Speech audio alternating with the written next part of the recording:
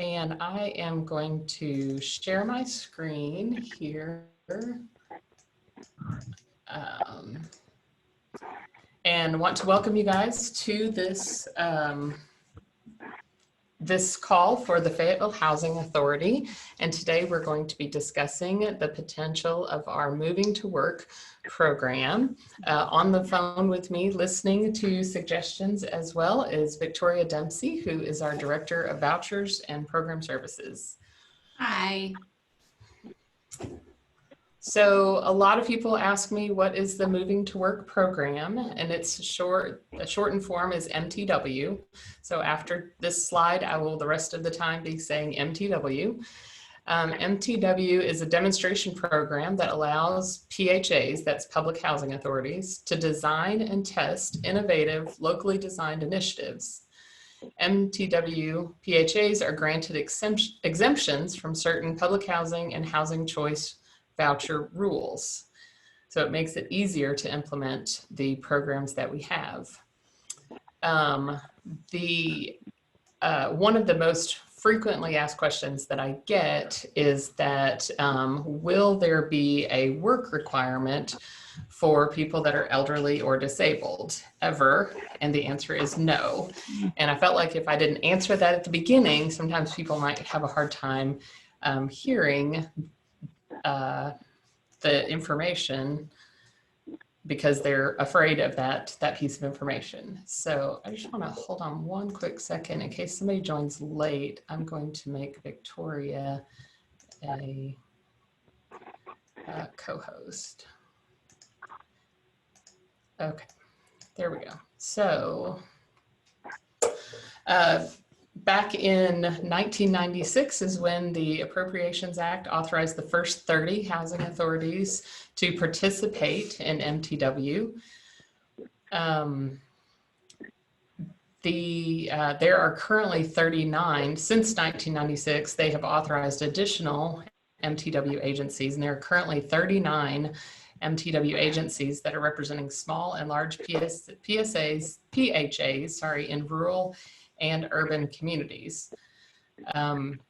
Currently, the MTW agencies, or as of 2017, received 17% of the overall funding, and MTWs represent about 14% of the public housing and voucher stock. Now, some of that is because some of those agencies are quite large. In 2016, basically 10 years after the program was started, Congress decided that we needed to do more MTW agencies, and so they authorized 100 additional PHAs, and the PHAs that are added will be required to participate in a research component, and so that means that once a year, our agency will participate with researchers to identify the things that we're doing differently and whether or not those are things that are working well. One of the things when you set out to try different things and you want to not use all of the compliance that HUD issues for us, is that means that there's a potential that we may try programs that just don't work. And I think that's important for us to know, is that every single thing that we try with this, if we're testing local policies, then some of them may not actually work very well. We hope that they will. We hope to be careful in what we select, but in testing, you must be willing to make some mistakes. For the expansion of MTW back in May of 2019. AJ used a lot of bleach on the floor. And in May of 2019, hey, yeah. Victoria, can you also mute people as we need to? Thanks. FHA applied to be a Moving to Work agency in May of 2019, and then in August of 2020, a year and 4 months later, we actually were notified that we had been selected, and us and a number of other agencies across the country. And as long as we fill out the application correctly and we turn it in by December 4th, then we will become an MTW agency. The goals, the statutory objectives, which statutory objectives are just a really long words to say what Congress intended to accomplish with the MTW, is they wanted 3 specific things. All of the programs that we try with MTW need to fall under one of these 3 options. One is that they reduce cost and achieve greater cost effectiveness in federal expenditures. Number 2, they increase self-sufficiency. So we want to give incentives to families to find employment and become self-sufficient. And then housing choice. We want to increase housing choices for low-income families. MTW funding. PHAs that have MTW are permitted to use their public housing operating and capital funds and their housing choice voucher funds interchangeably. However, we must assist substantially the same total number of families as would have been served had the funding amounts not been combined. So for instance, our programs, we have about 600 vouchers and approximately 200, right at 196, public housing units. And so we need to serve approximately the same number of families with anything that we propose.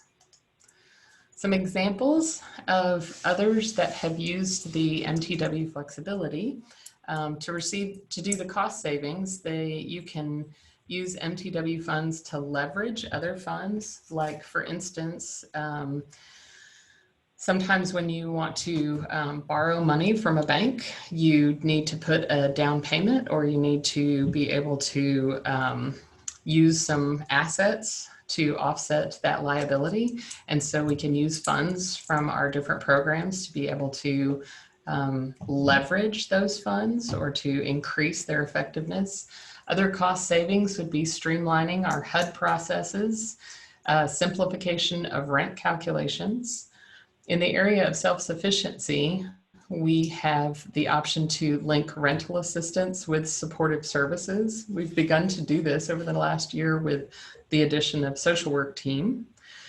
We could have earned income exclusions, and we could have self-sufficiency or employment requirements. So some moving to work agencies require that those that are non-elderly and non-disabled work a minimum of 15, 20, or 25 hours a week.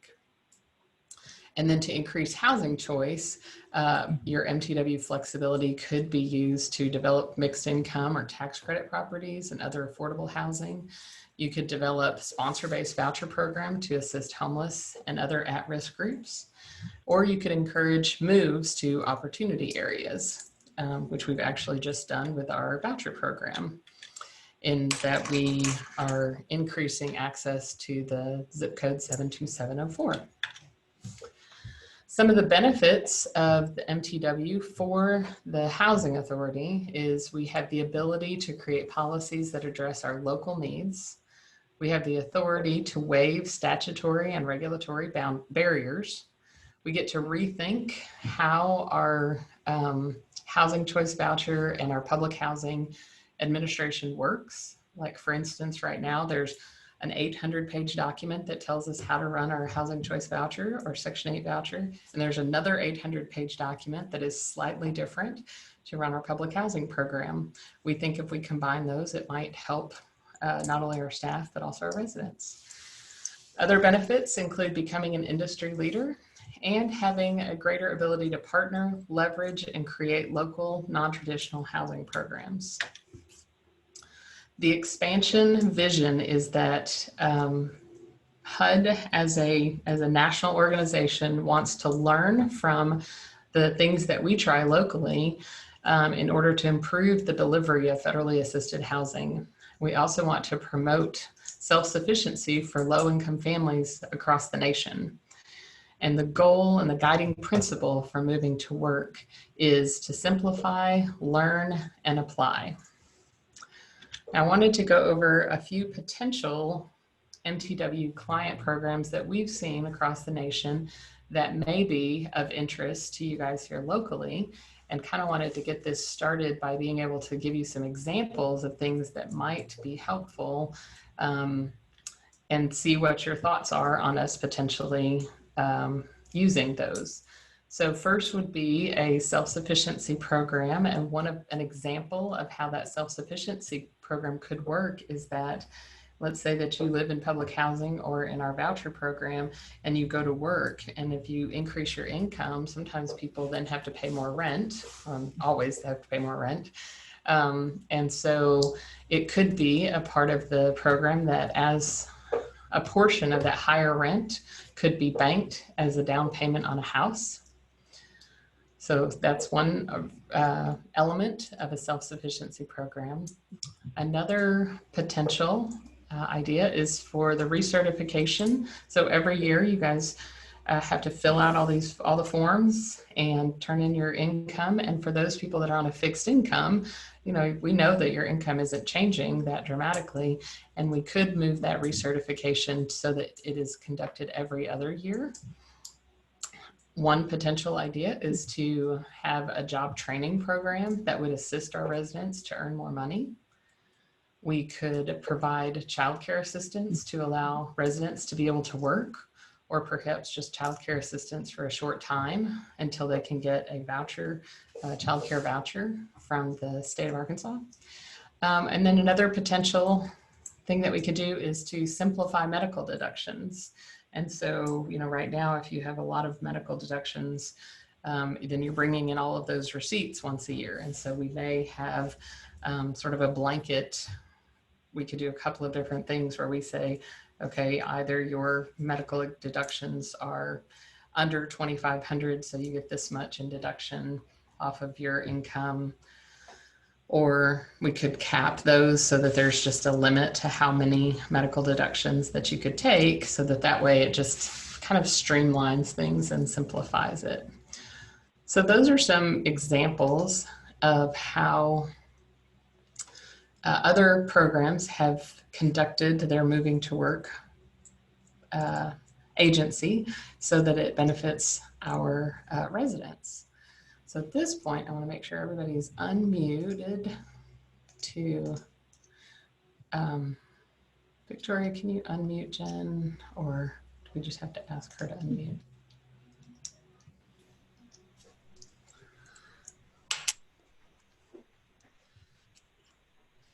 There we go.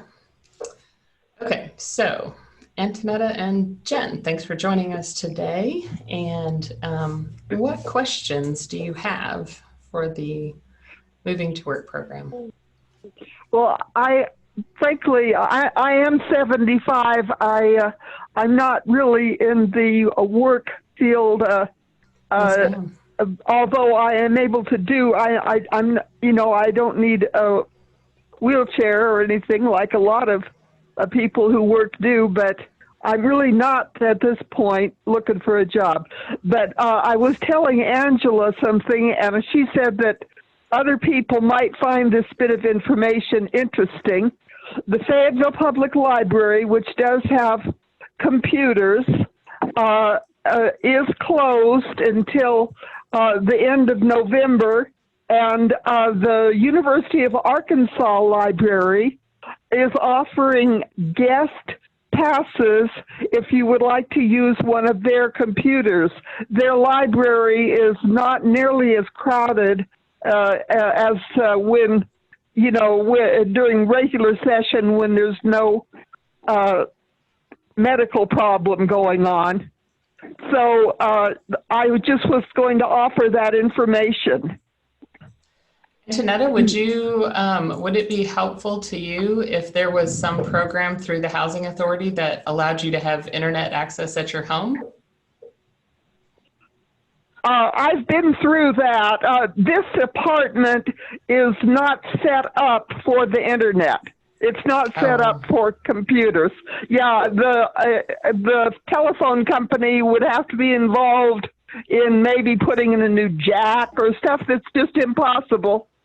So I am confined to using a laptop, a computer elsewhere, and that's why with the Fayetteville Public Library closed, I have been using the University of Arkansas computers as a guest a little bit. Okay, if I know of a way for you to get internet besides that, would you want to hear about it? You 'Cause don't, they- hon. I Okay. want to tell you something. In all frankness, when I get on a computer, it is just a matter of time, and maybe not very much time until I need help. I have to Oh, I see. ask for help. That is like Fair enough. I have a librarian to help me, somebody who can Perfect. help me because I do meet difficulties. So I Perfect. don't. Thank I you do so much not for that own. feedback. That's wonderful. Yeah, I feedback. do Thank not. you. I do not have a computer, and I don't anticipate getting a computer because Okay. of these brick walls that I seem to hit, where I need somebody to get me out of trouble. That sounds great. Jen, do you have any questions or?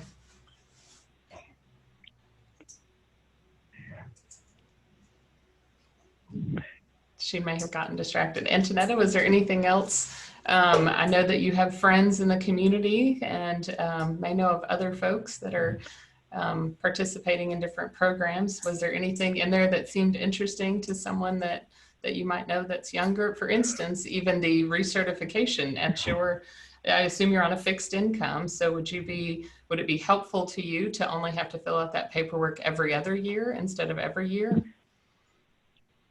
Well, to me, the paperwork is not that big of a deal, but I could do it every other year, I guess.